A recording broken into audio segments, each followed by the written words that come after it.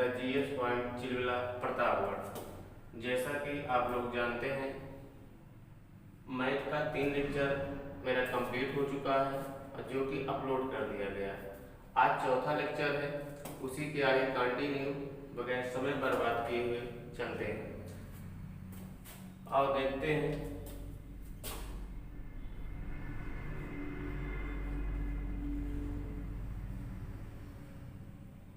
प्रतिशत में हमने आपको 10 टाइप के क्वेश्चन बता चुके हैं। अगला आज हम पढ़ेंगे टाइप 11।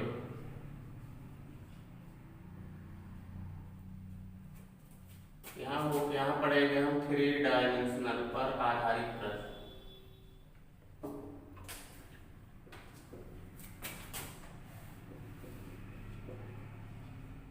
नल पर आधारित प्रश्न।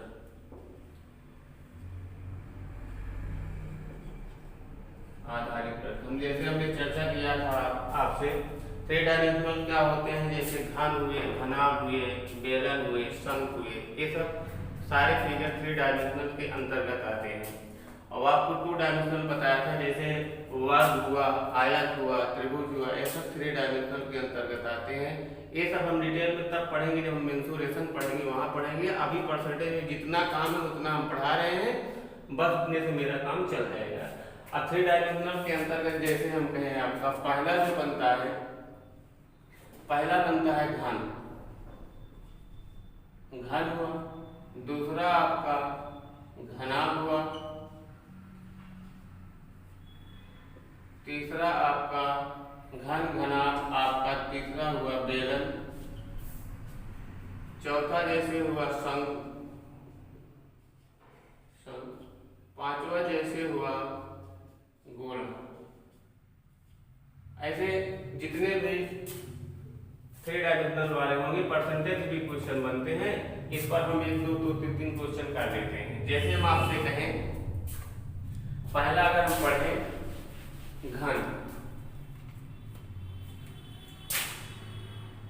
घन को अगर हम देखें तो घन की इंग्लिश होती है क्यूब। पहले नंबर तो हम समझे घन होता क्या है। घन की तीनों भुजाएं बराबर होती हैं।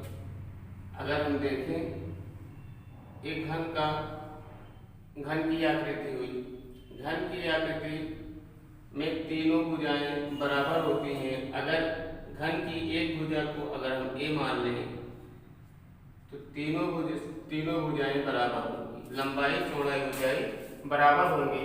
यहाँ से अगर हम सूत्र निकालें तो घन का आयतन होता है, घन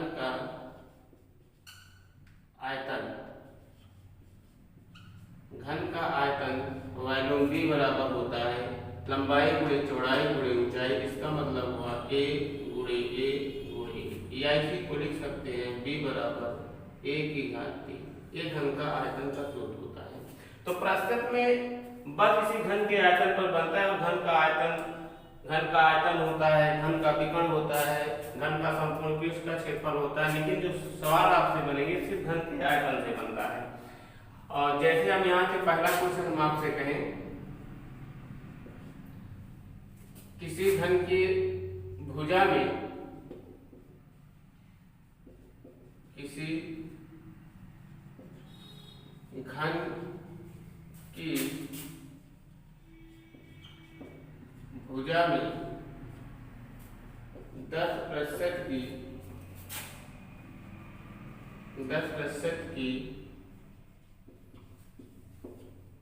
वृद्धि कर दें तो आयतन में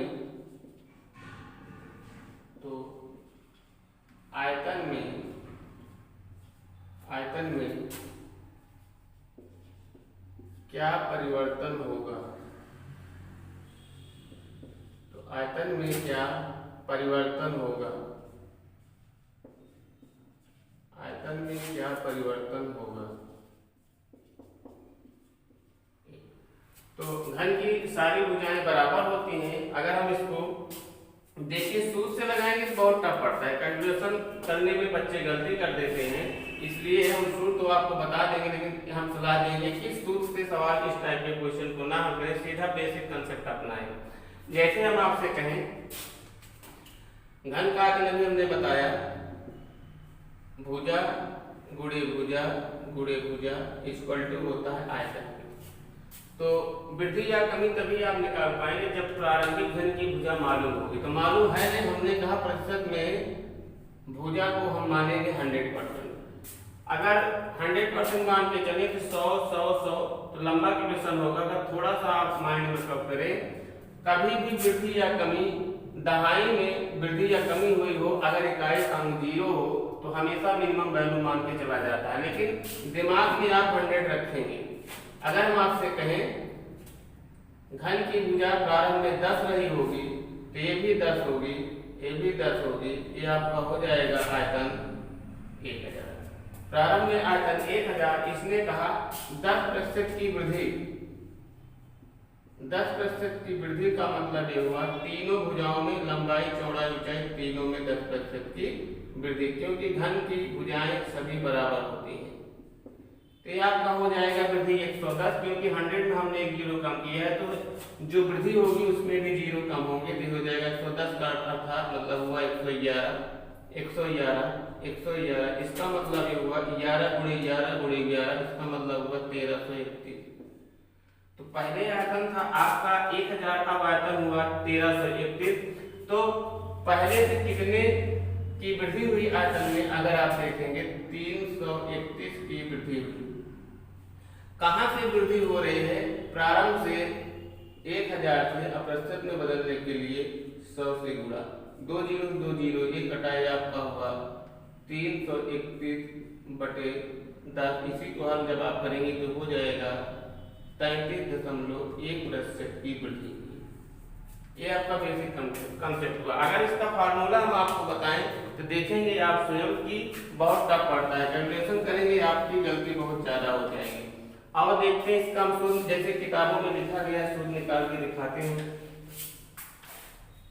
अगर हम देखें a गुणे a बराबर आयतन से, अगर हम मान लें कि घन की भुजा में 1% की वृद्धि करें, 1% की वृद्धि का मतलब प्लस है, ऐसे ही यहाँ भी 1% की वृद्धि करें तो प्लस x, यहाँ भी 1% की वृद्धि करें तो प्लस x। ऐसे अब क्या होगा, एक दूसरे का गुणनफल होता चला जाएगा। x गुणे x जब आप करेंगे तो हो जाएगा x²। ऐसे जब इसको गुणा करेंगे तो हो जाएगा x²। फिर फर्स्ट और लास्ट वाला गुणा करेंगे तो हो जाएगा x² अपान होता है 100 के। फिर क्या होता है, पहला दूसरा तीसरा तीनों का गुणा कर लिया जाता है, x गुणे x क्यूब अपान 100 की पावर स्क्वायर।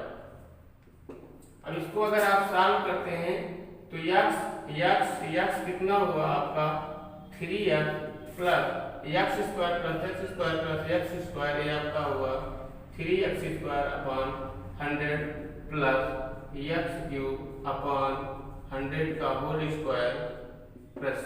अगर आप देखेंगे तो फार्मूला के किताबों में लिखा होगा, ये आता कहां से, यहीं से आता, लेकिन इस सूत्र का अगर यूज करेंगे आप कि सवाल गलत होने में ज्यादा संभावना होती है, इसलिए हम सलाह यही देंगे सूत्र का यूज न करें, थोड़ा सा माइंड मेकअप करें तो आपका बेसिक से आसानी से हो जाएंगे। आओ एक क्वेश्चन और इसी पे करते हैं।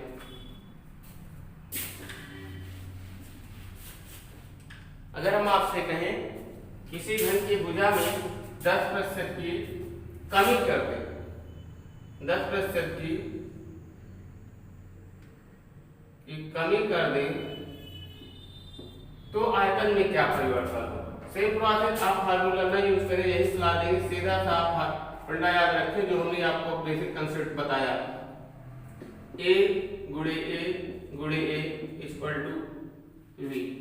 जब 10% की कमी हो रही है, पहले प्रारंभ में हम माने कि प्रारंभ में भुजा कितनी थी, तभी आप वृद्धि या कमी कर पाएंगे। अगर हम मान लें प्रारंभ में भुजा थी 10, लेकिन दिमाग में 100 होना चाहिए क्योंकि हमने परसेंटेज बताया हमेशा 100 पे मान के सारी सवालें लगाएंगे। 10 ये आपका हुआ 1000। अब 10% की क्या हो गई कमी, तो 100 में 10% कमी करेंगे तो होगा 90, क्योंकि हमने 100 में 1 जीरो कम किया इसलिए 90 में भी 1 जीरो कम करेंगे तो कितना हो जाएगा 9। ऐसे यहाँ आप करेंगे 9, ऐसे आप यहाँ करेंगे 9, इसका मतलब ये हो गया आपका 9। तो 9 गुणे 9 गुणे 9, 9 9 81, 9 9 9 78, 729। पहले था आयतन आपका 1000, अब आयतन हो गया 729। तो आयतन में हो गई कमी, कितने की कमी हो गई अगर आप देखेंगे तो ये आपका हो जाएगा 1, ये हो जाएगा आपका 7, ये हो जाएगा आपका 2। 271 की कमी हो गई। कहाँ से हो रही है 1000 से, हमने आपको बताया जहाँ से कम ज्यादा होता है अपान में गुणे 100%। इसको आप देखेंगे 2 जीरो कट जाएगा, ये हो जाएगा आपका 271/10, या इसी को लिख सकते हैं 271/10, 27.1%। तो 27.1% की कमी होगी। तो इस टाइप के जाएंगे सारे क्वेश्चन आप कर लेंगे। बस यही रहेगा किसी घन की भुजा में 10% की वृद्धि या 10% की कमी या 20% की वृद्धि या 20% की कमी, इससे ज्यादा कुछ नहीं पूछता है। अब हम चलते हैं आपको अगला पढ़ते हैं घनाभ। अगला टाइप इसी में जो बनेगा घनाभ। अगर हम आपसे कहें टाइप 11, अगला है आपका घनाभ।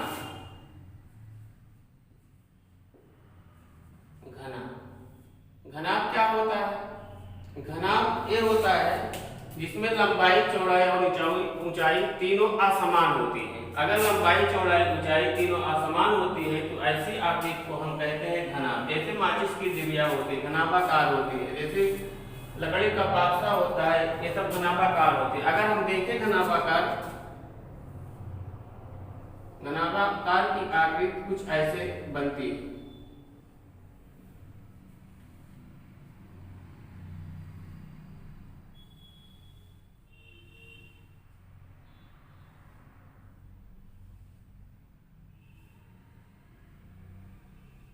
ये घनाभ की आकृति होती है।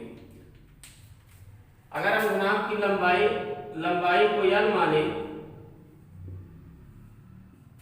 चौड़ाई को b मान लें, ऊंचाई को h मान लें, तो घनाभ का जो आयतन बनेगा,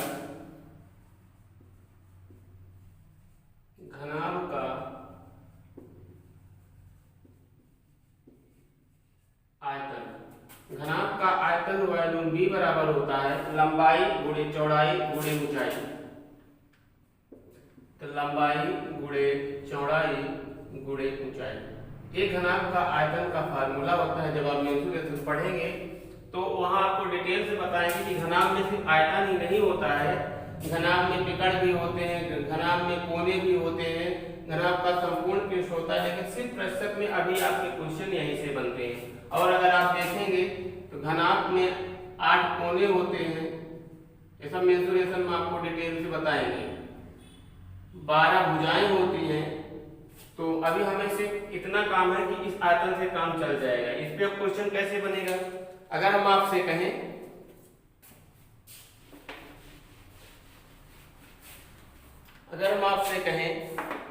किसी घनाभ की लंबाई एवं चौड़ाई में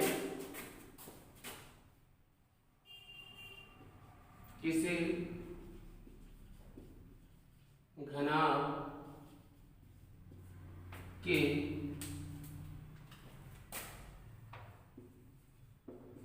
लंबाई चौड़ाई एवं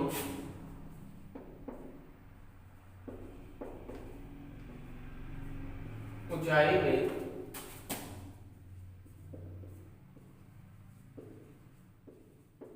क्रमशः लंबाई में 10% की कामा चौड़ाई में 20%, लंबाई में 10% की वृद्धि एवं चौड़ाई में 20% की कमी और ऊंचाई में 50% की कमी कर दें तो आयतन में क्या परिवर्तन होगा? आयतन में क्या परिवर्तन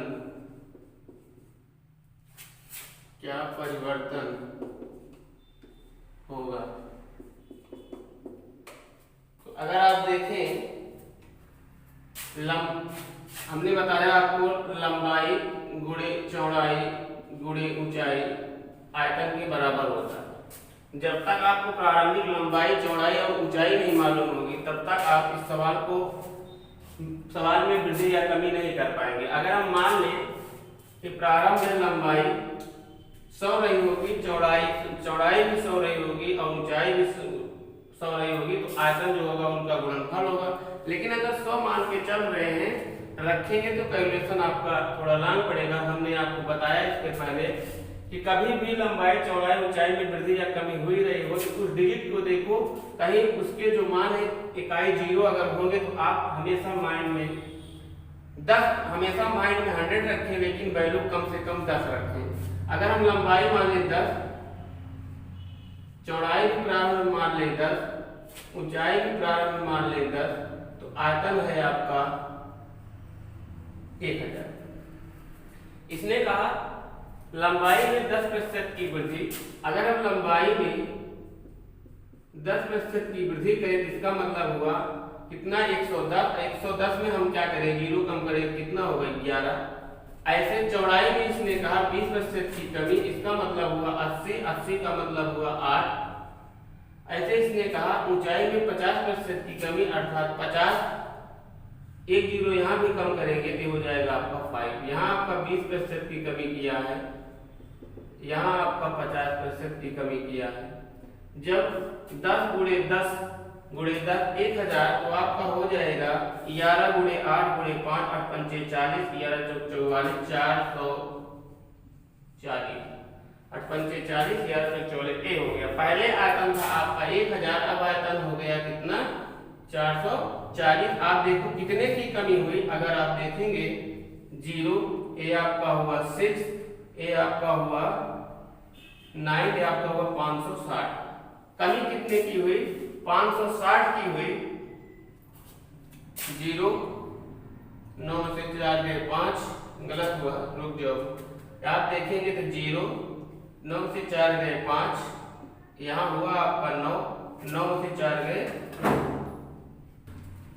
तो आप देखेंगे 0, ए आपका हो गया आपका 6, 560। पहले आयतन था 1000, अब आयतन हुआ 440। कमी की कितने की हुई? 560 की। कहां से कमी हो रही है?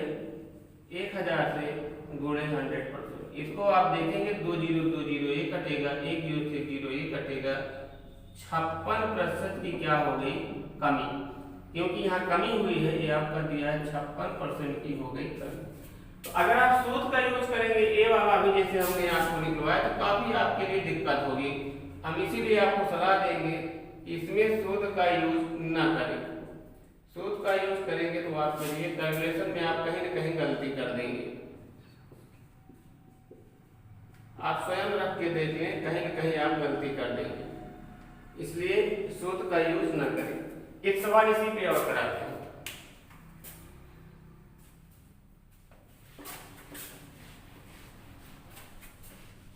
अगर हम आपसे कहें किसी घनाभ की लंबाई चौड़ाई एवं ऊंचाई में क्रमशः 40%, 20%, इसमें कहें 40% की वृद्धि। अगर हम आपसे कह दें 40% की वृद्धि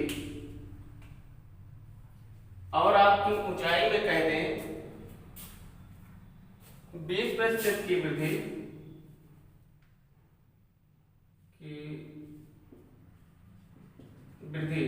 एवं ऊंचाई में आपसे कह दें कि 50% की कमी कर दे तो आयतन में क्या परिवर्तन होगा।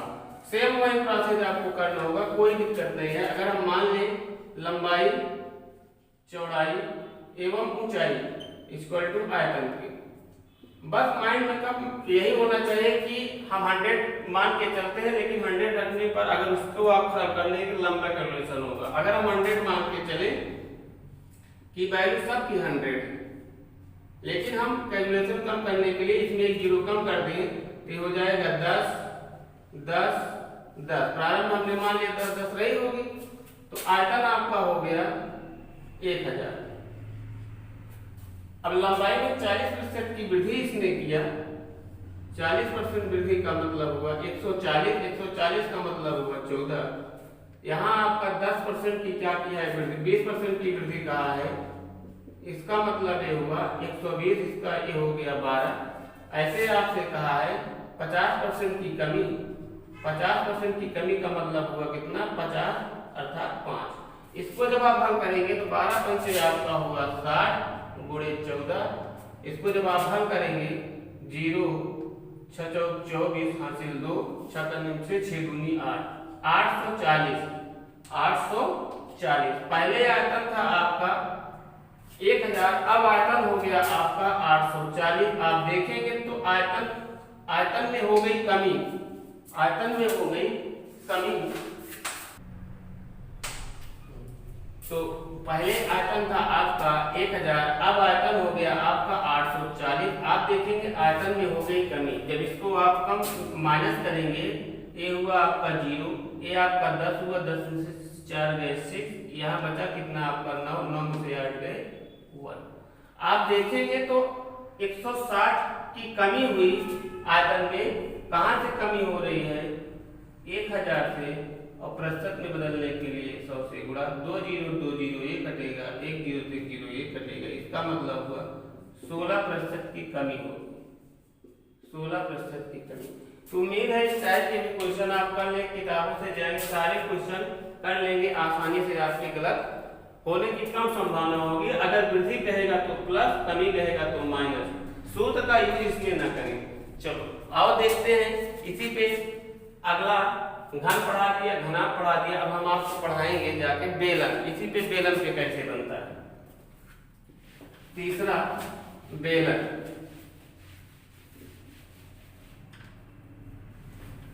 बेलन अगला टाइप इसी बनेगा बेलन।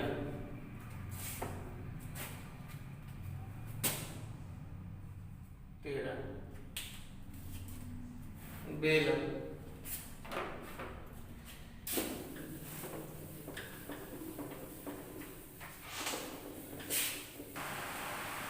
आगे हम देखेंगे बेलन। आगे हम पढ़ेंगे नेक्स्ट टाइप 13। इसमें नेक्स्ट टाइप पढ़ेंगे बेलन। आप मेंसुरेशन पढ़े होंगे 8 9 10 में, तो बेलन का नाम सुना होगा। तो बेलन क्या होता है। बेलन एक सिलेंडराकार आकृति होती है। जैसे हम आपसे कहें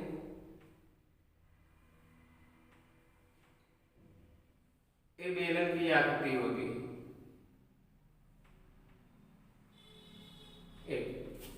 तो ये बेलन की आकृति ऊंचाई होती है।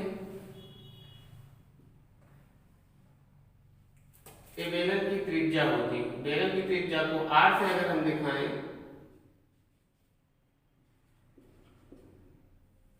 और ऊंचाई को H से दिखाएं, तो आप लोग पढ़े होंगे बेलन का आयतन। तो बेलन का आयतन जो सूत्र बनता है, बेलन का आयतन, बेलन का आयतन वॉल्यूम B बराबर होता है। बेलन का आयतन होता है pi r square h, pi r square h. और हमने बताया आपको परसेंटेज में कांस्टेंट वैल्यू को छोड़ दिया जाता है। तो यहाँ बेलन का आयतन B बराबर हो जाएगा आर स्क्वायर एच। ये पाई कहाँ से आता है सब मेंसुरेशन में हम आपको बताएंगे, लेकिन अभी आपको सिर्फ इतना जानना है कि बेलन का आयतन होता है pi r square h, constant value को छोड़ दिया जाता है, सिर्फ आर स्क्वायर एच से मेरा काम चल जाएगा। आर स्क्वायर का मतलब आर गुणे आर। अगर इस पे हम सवाल करें तो कैसे बनता है आओ देखते हैं। हम कहें किसी बेलन की त्रिज्या में, पहला क्वेश्चन, किसी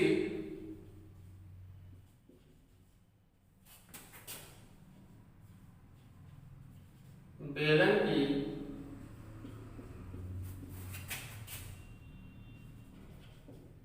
त्रिज्या में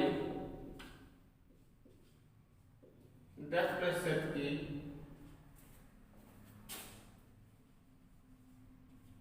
वृद्धि कर दें एवं ऊंचाई में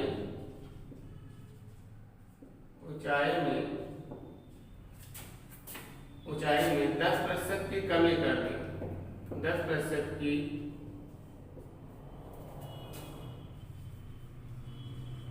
कमी कर दें तो आयतन में क्या परिवर्तन होगा। तो आयतन में क्या परिवर्तन होगा।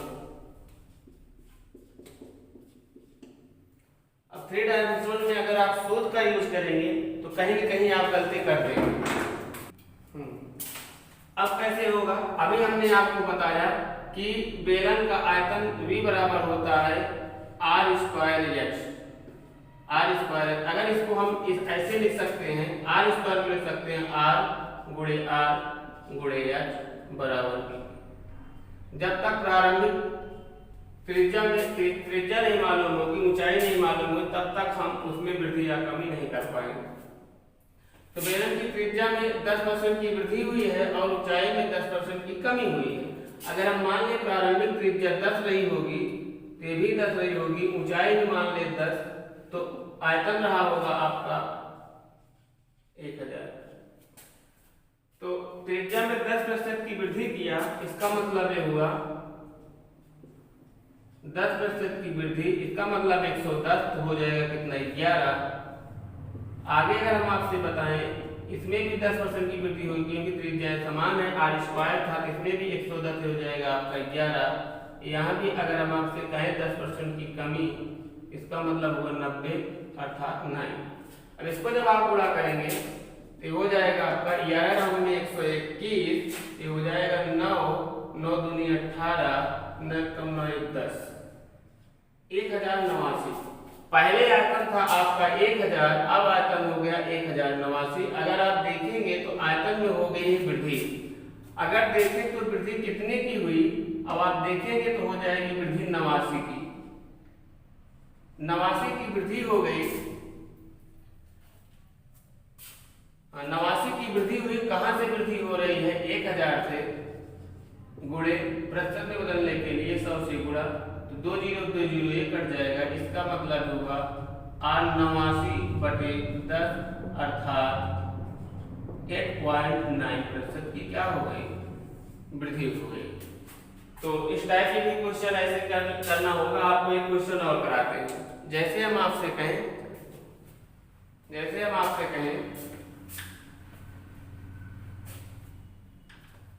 किसी बेलन की त्रिज्या में, हम कहते हैं आपसे किसी बेलन की त्रिज्या में 20% की वृद्धि कर दें और ऊंचाई में 30% की कमी कर दें तो आयतन में क्या परिवर्तन होगा। सेम प्रोसेस अगर हम देखें तो R गुणे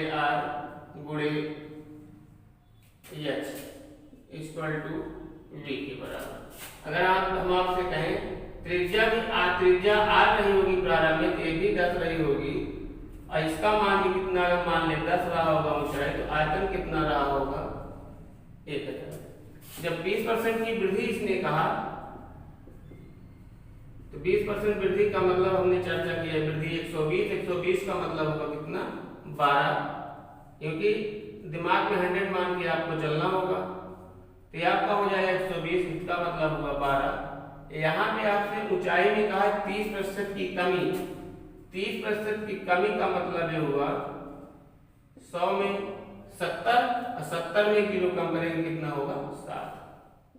इसको जब आप हल करेंगे तो हो जाएगा 12 पर हमने 144, 144 गुणे 7, 7 चौक 28 हासिल 2, 7 चौक 28 2